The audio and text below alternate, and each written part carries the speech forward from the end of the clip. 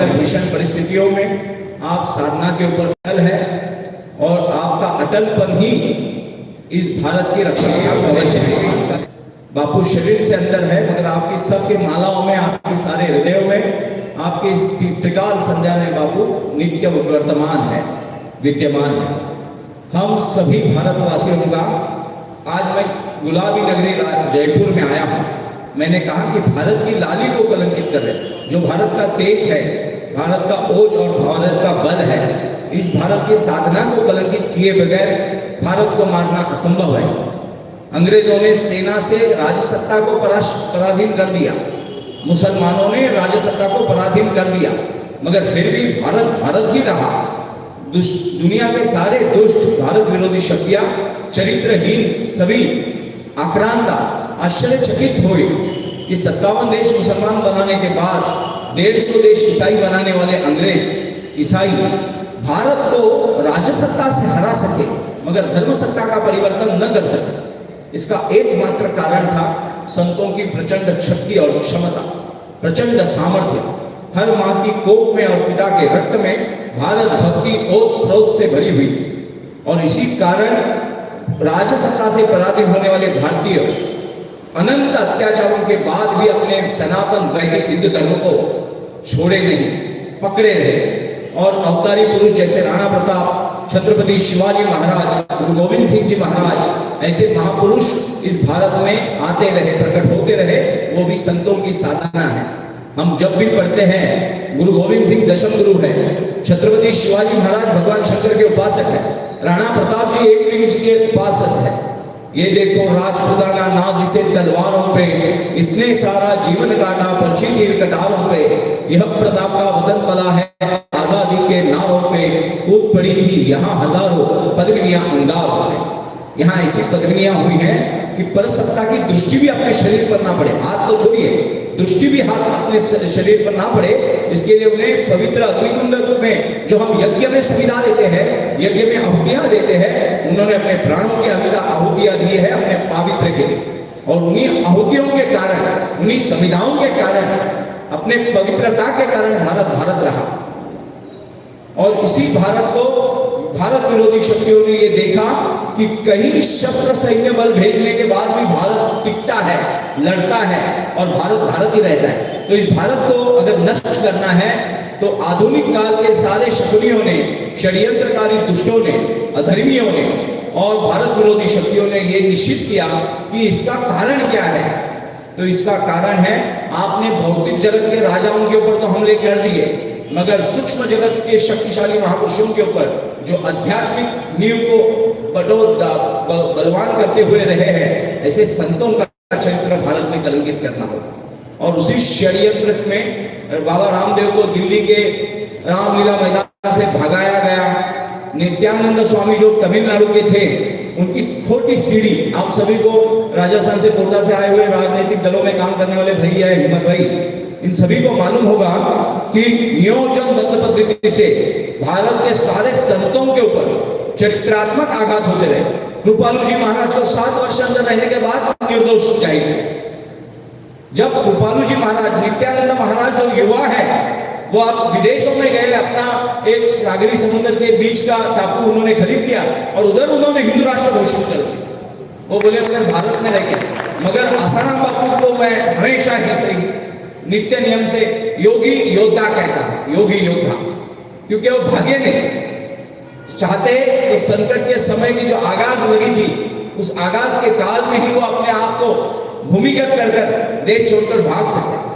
मगर बापू ने यहां रहकर लड़ना अच्छा समझा, अपने शरीर की प्रचंड भीषण विटंबना कर कर अपनी साधना का पवित्र भंग न होने दिया। और हम नाथपंथी साधु है, हम ये सीना तान कर कहते हैं, हमारी कोई बापू से कभी भेंट ही नहीं हुई, मगर हमारी साधना के स्तर पे हमें पता चलता है कि अरे इतने करोड़ों लोगों को जिसने साधना में, चरित्र संपन्नता में लगाया, जो दिन रात दारू पीने वाले थे, मांस मदिरा में डूबे थे और चरित्रहीनता की सारी सीमाएं जिन्होंने लांघ दी थी, बापू के संपर्क में आने से, जिनके अंतरात्मा ने सारे कालिक खोज लिए, उनके सारे देह पंचदेह शुद्ध हो गए, ऐसे महात्मा के दर्शन से जिनकी सारी व्याधियां मुक्त हो जाती है, विकार मुक्त हो जाते हैं, जिसकी आसक्ति टूटकर विरक्ति की शिखर पुरुष के ऊपर पीछे दौड़ पड़ते हैं, ऐसे महापुरुष से हाथ से ये छिछोरी बातें होना असंभव है।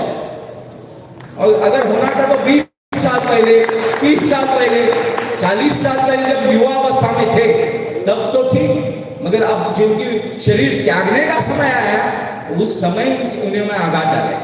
अभ्यास किया गया, भारत विरोधी शक्तियों से अभ्यास किया गया कि भारत को अगर मारना है तो भारतीय लोग जिनके रोम रोम में तुलसी पूजन बसा है, जिनके रोम रोम में माता पिता दिवस बसा है, मातृपितृ दिवस। आज 25 दिसंबर हम विदेशी शक्तियों का तलवे चाटने में लगाने वाले भारतीय, कुछ ऐसे भारतीय जो भारत को कलंकित कर रहे थे, बापू के कारण आज हम अपनी कुल की सेवा कर रहे हैं, तुलसी पूजन कर रहे हैं। वो तुलसी पूजन जो मानवता का कल्याण करेगा। यूरोपियन, अमेरिकन, मुसलमान, इजरायली, कोई भी अगर आकर तुलसी के प्रदक्षिणा लगा जाए तो सबको प्राणवायु मिलेगी, सबकी रोग प्रतिकारक शक्ति बढ़ेगी, सबका मन का स्वास्थ्य हो जाए। 3-4 पत्ते रोज के खाएगा, वो गाय खाने वाला भी हो तो भी तुलसी उसके ऊपर परोपकार करेगा। आधे घंटे से पहले, गाय को काटने से पहले भी दूध निकाला जाए तो कसाई को भी गाय दूध देगी। ऐसे गौ का पूजन करने को सिखाने वाले, सृष्टि के उस हर अंग का हमें पूजन कराने को सिखाने वाले, जिससे ईश्वर प्रकट होता है। हम जो झाड़ू लाते हैं ना घर में, झाड़ू, उसकी भी हम पहले पूजा करते हैं दीपावली के दिन। उसकी पूजा करके उसको लक्ष्मी अलक्ष्मी दो है, एक अलक्ष्मी एक लक्ष्मी। हम कृतज्ञ हैं, हम बैलों की भी पूजा करते हैं, हम नागों की भी पूजा करते हैं, हम पेड़ पौधों की भी पूजा करते हैं। सृष्टि से विकसित सारे अंगों की पूजा करके परमेश्वर तक पहुंचते हैं। परमेश्वर ने दी हुई सारी सुविधाओं से हम कृतज्ञता व्यक्त करते हैं। ये हमारा परोपकार भाव है। और ऐसे संतों ने जिन्होंने हमें ये संस्कार कूट कूट कर भरे। आज मैंने देखा इस वर्ष जिनका कोई बापूजी से संबंध नहीं, जिनका कोई साधना से संबंध नहीं, वो भी तुलसी पूजन कर रहे हैं। और सेल्फी, बंदर जैसे केक की सेल्फी निकालना, पिज्जा की सेल्फी निकालना, मूर्खों जैसे फटे हुए जींस में भिखारी जैसे रहकर फोटो निकलवाना, आज वो त्याग रहे और धोती पहन के गमछा ओढ़कर तुलसी पूजन के सेल्फी फोटो अपने स्टेटस के ऊपर रख रहे। अपने कुल के ऊपर जिन्होंने लाया हमें, ऐसे संतों को बिना बदनाम किए भारत को मारा नहीं जा सकता। इसीलिए भारत को अगर मारना है तो संतों को कलंकित करना है। और आप जैसे में भारत में बसे आप जैसे असली भारतीय लोगों ने सत्य और तथ्य को अपने हृदय में अटल विराजमान करने वाले आप जैसे साधकों के कारण आज भी भारत बलवान है। अभी हमने बीच में देखा कि मुंबई में, मैं मुंबई में रहता हूँ, तो याकूब मेमन नाम का मुंबई बॉम्ब स्क्वाड वाला, बम ब्लास्ट वाला आरोपी, जिसको फांसी की शिक्षा हुई और न्यायालय ने, सर्वोच्च न्यायालय ने जिसको फांसी सुना दी, उसको बचाने के लिए उसके जनाजे में 3 लाख लोग उतरे। उसको बचाने के लिए रात्रि को 3 बजे सर्वोच्च न्यायालय को जगाया गया और सर्वोच्च न्यायालय भी देशद्रोहियों के लिए जागा मगर संतों के लिए सोया। अब यहाँ याकूब मेमन होता तो 3 बजे सर्वोच्च न्यायालय उठ जाता, उच्चतम न्यायालय। अगर उच्चतम न्यायालय है तो उच्चतम मूल्य भी धारण करो। केवल किसी कांग्रेस के कार्यकाल में राजनैतिक दबाव के चलते वर्तमान पत्र और कुछ बिके हुए, कुछ, सारी पत्रकारिता बहुत अच्छी है मगर कुछ पत्रकार जो बिके हुए हैं, जिन्होंने अपने माँ के चरित्र के ऊपर लांछन लगाना निश्चित कर लिया है, ऐसे पत्रकारों ने, जैसे कि उनके माँ के ऊपर बलात्कार हुआ हो, बहन बेटी के ऊपर बलात्कार हुआ हो, ऐसे हुलाहुल मचा दिया, हरगम मचा दिया। मुझे बड़ा दुख होता था उस समय कि अरे ये पत्रकारों के नाम पढ़ेंगे तो भारतीय है, ये कोई अरबी नहीं है, ये कोई यूरोपियन अमेरिकन नहीं है, ये सारे भारतीय देशद्रोही गद्दार है जो अपने कुल को मारना चाहते हैं। जैसे पृथ्वीराज चौहान का अपना आदमी फूटा, संभाजी महाराज जो छत्रपति शिवाजी महाराज के सुपुत्र है, जिनका औरंगजेब ने, दुष्ट औरंगजेब ने, नीच औरंगजेब ने बड़ी भीषणता से 40 दिनों तक तड़पा कर जिनकी हत्या की, उन संभाजी महाराज के अपने घर वाले थे और उनकी जहां रुके थे वो जगह बता दी। भीषण परिस्थिति भारत की है मगर उस भीषण परिस्थिति को पुरुषार्थ से परिवर्तन करना हम साधकों का दायित्व है। हमें निश्चय करना होगा, हम माला तो जपेंगे मगर पुरुषार्थ का भाला भी अपने पास रखेंगे। अब नाथ पंथ का नारा यारो, हम नाथपंथी है सभी। भगवान कृष्ण की आज्ञा से 9 नारायणों ने कलयुग में, जो आज योगी आदित्यनाथ जो महाराज जी बैठे हैं योगी, वो गोरक्षनाथ पीठ के अधिकारी है। आपको पता होगा गोरक्षनाथ भगवान ये नवनाथ भगवान में से एक प्रमुख नाथ है। 9 नारायणों का अवतार भगवान कृष्ण की आज्ञा पर, नारायण की आज्ञा पे हुआ और शिवा शंकर भगवान शिव ने उन्हें साधना दी। दत्तात्रेय भगवान की वो उपासना करते हैं। उनका एक दोहा है, नाथ पंथ का नारा यारो सब दुनिया से निराला है, एक हाथ में माला तो दूसरे हाथ में भाला है, बिन भाला के माला अधूरी है और माला के संस्कारों के बिना भाला असूरी है। बिना शक्ति के बिना भक्ति और भक्ति के बिना शक्ति, ये दोनों एक ही अंग है। शक्ति के ऊपर भक्ति के संस्कार न हो तो वह शक्ति उत्पाद मचा देगी, उन्माद मचा देगी। मगर भारत में शक्ति तो थी, मगर भक्ति के संस्कारों के कारण हमने कभी परस्त्री को अपनी स्त्री नहीं माना, अपनी मां माना है। परस्त्री माते समान, परस्त्री मां समान, परधन वमन समान। अपने श्रम से कमाया हुआ धन आपका है। आपकी पत्नी अग्नि को साक्षी रखकर पितृदेवता, अपने सारे पुरखों को, अपने सारे माता पिताओं को, देवों को, ब्राह्मणों को साक्षी रखकर जो शादी हुई वो पत्नी अपनी शक्ति है। उसके अंग के सिवा बाकी औरतों का केवल चरण देखना और माथा देखना है। ये संस्कार देने वाला भारत है। भारत ने कभी विदेशी शक्तियों के ऊपर आघात करके उनकी औरतों को, यहाँ तक कि जो जूस लोग हैं, आज जहाँ इजराइल है, वो इजराइल की लगभग कुल मिलाकर लोक संख्या, जनसंख्या 70 लाख है। उस 70 लाख लोक संख्या के इजराइल आज भी बोलता है कि भारत हमारा बड़ा भाई है। क्यों? क्योंकि जब रोमन लोगों ने उनको उनके देश से भगाया, उनकी भूमि से भगाया, तो भारत एकमात्र देश था कि उनको, उनकी औरतों को अपनी बहनें माना, उनकी औरतों को औरत नहीं माना, स्त्री नहीं माना, बहन माना, माताएं माना। महाराष्ट्र के समुद्र किनारे पे उनके जहाज लगे और उन्होंने इजरायली लोगों ने लिखा हुआ इतिहास है कि क्या इनके पुरखे रहेंगे, क्या इनके धर्मगुरु रहेंगे, इनकी संतों की परंपरा कितनी उच्च कोटि की है, क्योंकि हमारे जहां जहां लोग गए वहां हमारी औरतों के ऊपर अत्याचार हुए, बलात्कार हुए, हमारा धर्मांतरण हुआ। मगर भारत एकमात्र देश ऐसा था जहां हमारे जहाज गए तो हमारी औरतों को लेने के लिए उनकी औरतें आगे आई और हमारी जख्मी पीड़ित औरतों को उनके पुरुषों ने भाई मानकर सारी चोरी के नाम के ऊपर जमीनें हमें दे दी। तो उस भारत को हम वंदन करते हैं और जब जब भारत संकट में आएगा इजराइल युद्ध में कूद पड़ेगा। आज दुनिया का सबसे शक्तिशाली राष्ट्रों में इजराइल माना जाता है। विज्ञान में, अस्त्र शस्त्र औजार में 24 मुसलमान देश उससे डरते हैं और वो इजराइल कहता है कि भारत की क्या वाहवाह भारत की है। ऐसे क्या महर्षि रहे होंगे, संत ऋषि मुनि रहे होंगे कि ऐसे लोगों की मानसिकता बदली, लूटने वाली नहीं, बांटने वाली, लेने वाली नहीं, देने वाली, आसक्ति वाली नहीं, विरक्ति वाली, लेने वाली नहीं, छोड़ने वाली मानसिकता। हमें देखिए ना, अंग्रेज आए लूटने, दुनिया जीतने के लिए, लूटने के लिए, उनकी और दूसरों की औरतों के ऊपर बलात्कार करने के लिए, संपत्ति लूटने के लिए, और भारत के ऋषि मुनि गए अहिंसात्मक जंग करने के लिए। वसुधैव कुटुंबकम सर्वे सुखिनः सन्तु सर्वे सन्तु निरामया। सारे जीव शिव तक जाए, सबकी पीड़ा शिव हरण करे और सबको आनंद में रखे, ऐसे हमारी साधना होगी। अभी भाई साहब ने निवेदन करते हुए बोला कि संत, हिंदू संत, ऐसा बीच में उन्होंने बोला, तो संत बोले तो हिंदू ही संत होते, बाकी तो डकैत होते। हिंदू संत इन्होंने बोला, उन्होंने मेंशन किया कि ऐसा नहीं लग जाए किसी फिक्र के बारे में बोल रहे। हम तो पक्के हैं, संत बोले तो हिंदू ही हो सकता है, बिना हिंदू के संत निर्माण ही नहीं हो सकता। ये ऋषियों की धरोहर है। केवल हमने प्रतिकार किया है, अत्याचार कभी नहीं किया। मगर अब हमें अत्याचारियों के सामने डटकर खड़े होकर अपना राजनैतिक, अपना सामाजिक, अपना आर्थिक, अपना सांस्कृतिक, अपना धार्मिक अधिकार बचाना पड़ेगा। बुलंदी से उसे मजबूत करना पड़ेगा। हमें संभ्रम अवस्था से निकलना होगा। बड़ी प्रचंड शक्ति होने के बाद भी हम मूर्छित अवस्था में। भगवान श्री कृष्ण ने जो वचन दिया है, यदा यदा हि धर्मस्य ग्लानिर्भवति भारत अभ्युत्थानम धर्मस्य तदात्मानं सृजाम्यहम् परित्राणाय साधूनां विनाशाय च दुष्कृतां धर्म संस्थापनार्थाय संभवामि युगे। अब वो व्यक्तिगत नहीं आएंगे, अब वो ऋषि मुनियों के माध्यम से आएंगे। अब वो आशाराम जी बापू के माध्यम से आए। उन्होंने जो वचन दिए हैं आपको, वो वचन वो तो पाल रहे हैं, मगर उन वचनों को पालने वाले श्री हरि के अवतारों को, इन साधुओं को हम पाल रहे हैं क्या? हम संभाल रहे हैं क्या?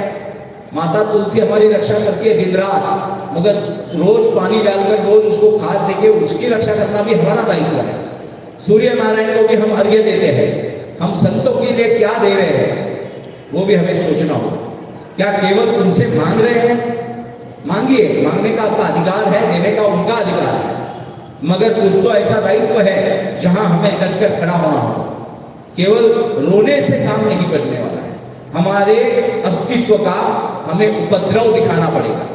अगर हमारे राष्ट्र में, हमारे भारत में हमारी सभ्यता को कलंकित, मैंने कई बार कहा है कि आसाराम बापू तो एक नाम है, वास्तविकता देखे तो भारत को बदनाम करने का षड्यंत्र है। आसाराम जी बापू तो एक नाम है, मगर अंदर आसाराम बापू नहीं, भारत की रक्षा प्रणाली है, भारत का कवच कुंडल है, भारत के अंदर ही भारत को कलंकित करने वाला दुष्ट भारत को ही जेल में बसाए हुए हैं।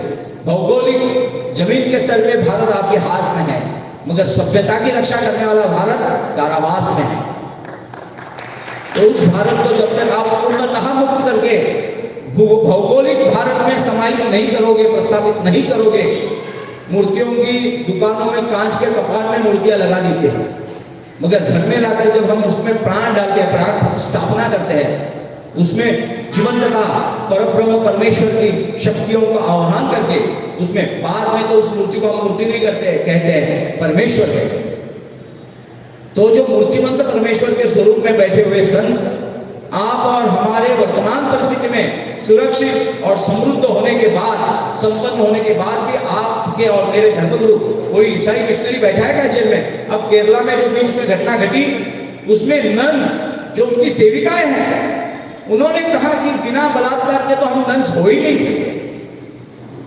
केरला में सारी राजनीतिक सत्ताएं लगी उस मिशनरी को बचाने, और वो ईसाई मिशनरी जिसके कोई अनजानी कोई और औरत ने उसके ऊपर आरोप नहीं की, उसकी नन्स, ईसाई मिशनरियों में जो आध्यात्मिक स्त्रियां होती है, जो पूर्ण समर्पण करती है, उन्हें नन्स कहा जाता है। वो सेविका एक चर्च की होती है, उनको परीक्षा और ब्रह्मचर्य उनको बंधनकारक है। वो बताती है ब्रह्मचर्य तो हमारे यहाँ मजाक है, ब्रह्मचर्य तो आपके लिए होगा, हमें बिना बलात्कार के चर्च में बैठने ही नहीं देते। और वो केरला का जो मुख्य, उसको वेटिकन सिटी जो क्रिश्चियनों की मुख्यालय है इटली में, उस वेटिकन सिटी ने उसको दोषी मानते हुए उसको उस पद से हटाकर उसको निष्कासित कर दिया, पदभ्रष्ट कर दिया, पद से हटाकर भगा दिया।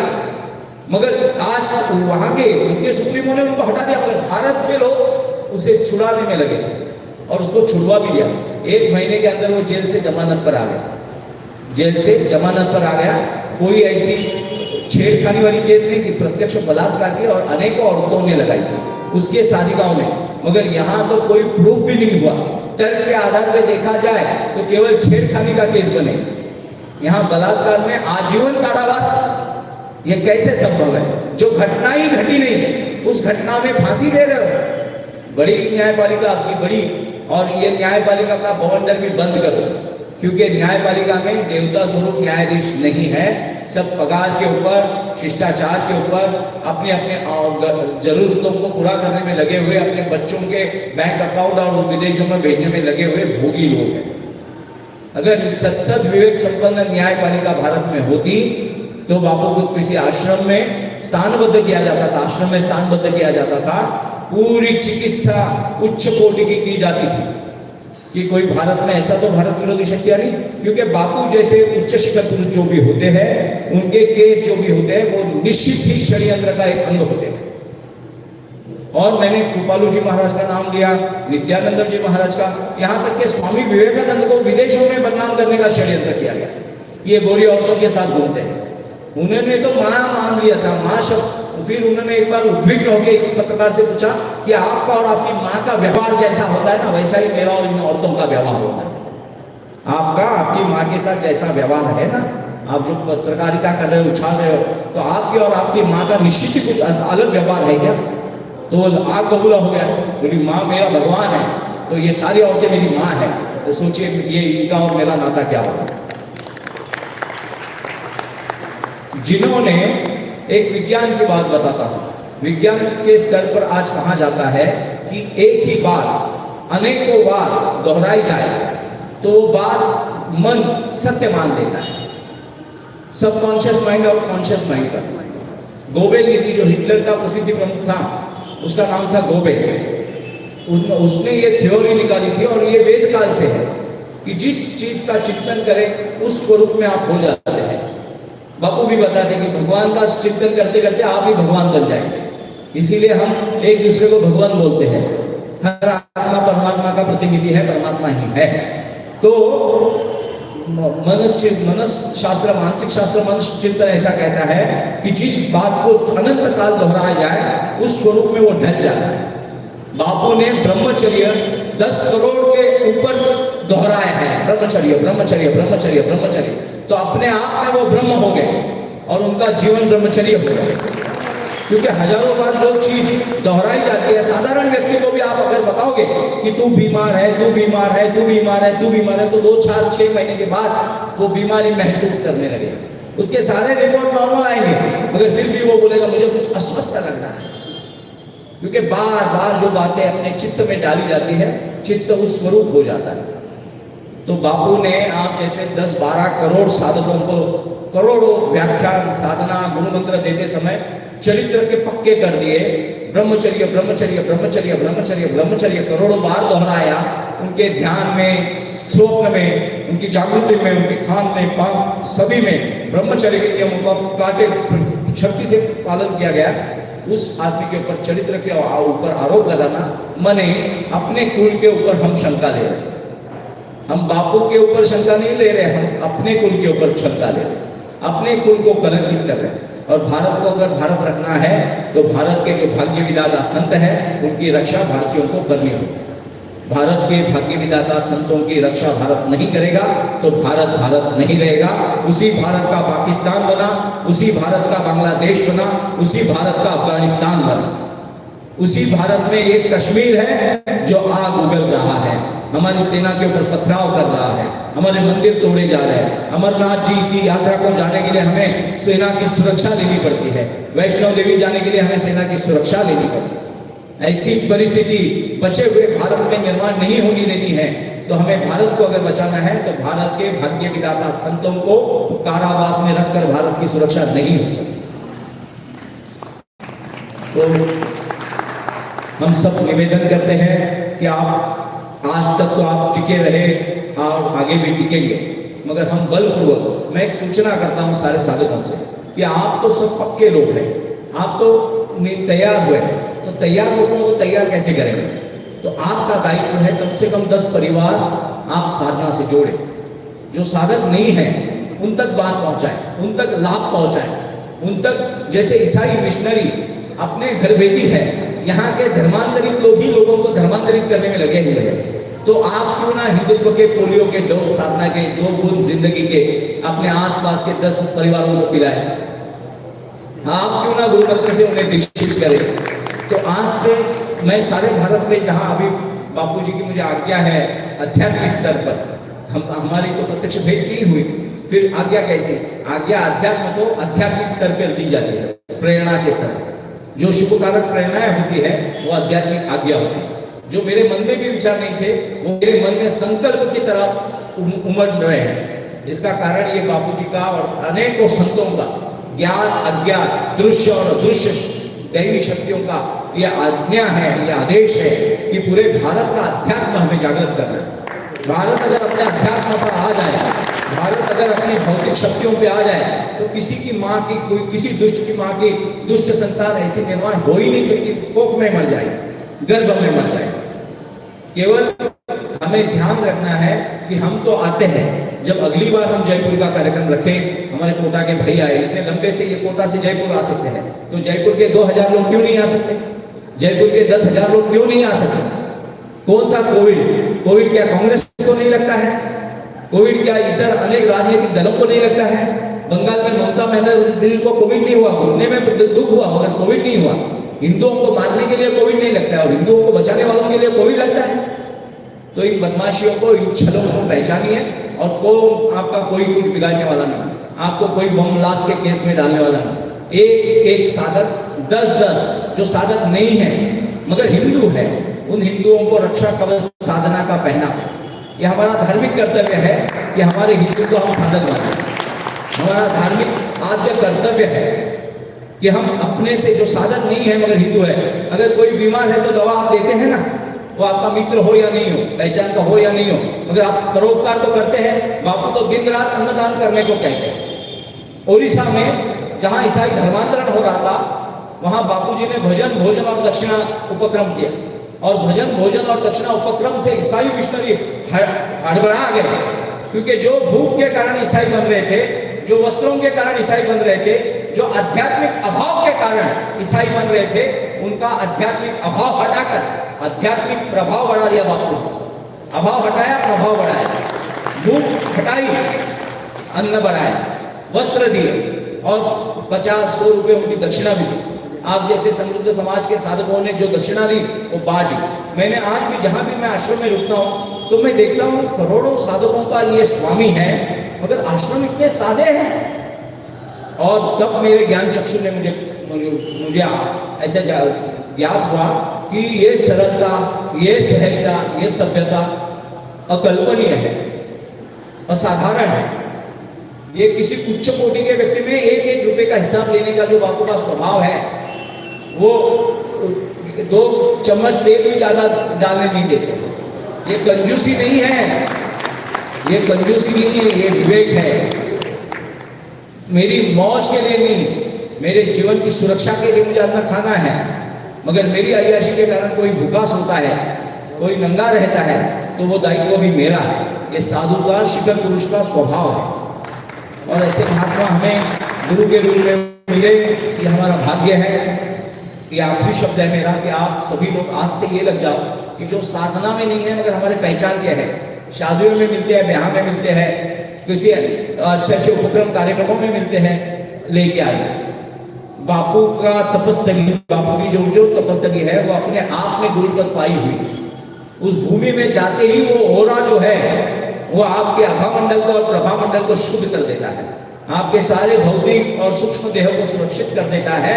आपके मन में साधना के प्रति वैज्ञानिक चिकित्सा जागृत होती है। कुछ तो है, साधारण से साधारण व्यक्ति को पता चलता है कुछ तो है, जो मुझे पता नहीं है मगर है, इसका आभास होना शुरू हो जाता है और वो साधना की ओर अग्रसर होता है।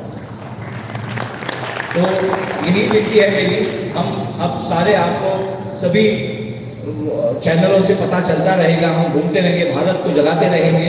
आप भी आपकी ओर से जितना हो सके निरंतर योगदान देते रहिए, निरंतर जो साधक नहीं है उसे साधक बनाते रहिए। 100 करोड़ हिंदुओं के देश में, संतों के हिंदुओं का शिखर पुरुष कारावास में, ये दुर्भाग्य उस संत का नहीं, उन हिंदुओं का है जिनका जो निष्क्रिय है, क्रियाहीन है।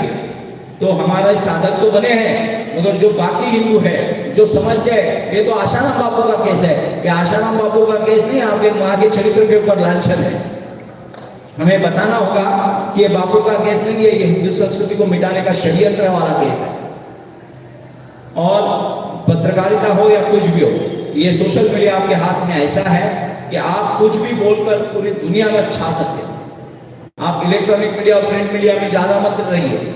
आप आपके हाथ के अंदर सोशल मीडिया है, इसके ऊपर छिछोरी बातें भी सुनी जा सकती है और भगवद गीता भी सुनी जा सकती है। ये तो शस्त्र है, जिस रावण अपने हाथ में पड़ेगा तो विध्वंस मचाएगा, और राम जी के हाथ में पड़ेगा तो कल्याण करेगा। तो आपके हाथ के सोशल मीडिया को आपके आस पड़ोस के साधना का अभिमान कीजिए, गौरव कीजिए। यही लोग तो मैंने ऐसे मुल्क देखे, महाराष्ट्र में भी और कई जगहों पे, जिन्होंने बापूजी की फोटो हटा दी घर में लेकर। तो फोटो हटाने से क्या होता है, कल तुम तुम्हारे बाप का नाम हटा दोगे तो माँ का चरित्र हनन नहीं होगा। फोटो हटाइए, अरे तुम तो कलंकित थे ही। उलट पक्षी और 10 फोटो लगानी थी कि बापू के विरोध में षड्यंत्र का मैं धिक्कार करता हूँ, मैं हिंदू हूँ, अपने घर में लिखता है बापू के विरोध के षड्यंत्र का मैं धिक्कार करता हूँ, और मैं आज भी बापू का साधक हूँ, समर्थक हूँ, उनका चरणदास हूँ। 100 करोड़ हिंदुओं का दायित्व है। बापू किसी साधक की व्यक्तिगत संपत्ति नहीं है, बापू किसी आश्रम की या किसी रजिस्टर्ड नोटराइज कंपनी का मालिक नहीं है। बापू तो हमारी अंतरात्मा की आवाज है, सांसों की साधना है, और हमारे कुल की मर्यादा है। तो आप सभी साधकों से मेरा हाथ जोड़कर विनती है कि आप सभी लोग इसके बाद जो साधक नहीं है उन्हें साधक बनाइए, और साधक बनाने के लिए हमारा आश्रम निरंतर प्रयास में रहे, ऐसी मेरी विनती है। हरि ओम, जय श्री राम।